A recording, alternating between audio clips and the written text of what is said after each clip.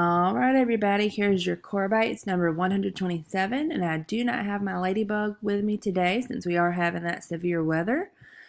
So we're just going to talk through it, and you just let us know if you have questions when we get back to school on Friday. So for number 1, it says Madison has $300 to spend for equipment for her softball team. If she spends it all for new gloves, how many can she buy? So if you look, the gloves cost $39.95.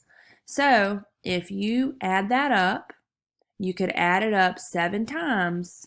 And if you add that up 7 times, and I'm just going to do it over here. I know you can't see it, but let's just think about it. So if we do $39.95 7 times, that's going to give us $279.65.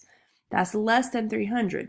If we try to do it one more time to get 8 gloves, that's actually going to go over our amount because that's going to go up to $319. So that's why she can only get 7.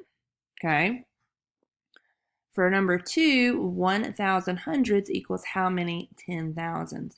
So if you take 1,000 100 times, you're going to get 100,000. So basically, to get 10,000s out of that, if you divide it, you would get 10 because 10 times 10,000 gives you that 100,000. So that one's a little tough. So you got to really think about that one. You may need us to work that one out for you. And then for the next one, for number 3, you're going to simplify the fractions. So 7/21s, 7/21, you can divide by 7 to get 1/3. So divide the 7 by 7, the 21 by 7. For 8/24, you can divide both numbers by 8. So 8 divided by 8 is 1. 24 divided by 8 is 3. For 9/36, you can divide both by 9 as well for this one. So 9 divided by 9 is 1. 36 divided by 9 is 4. And then for number 4, interestingly, 5 years, 5 months equals how many months?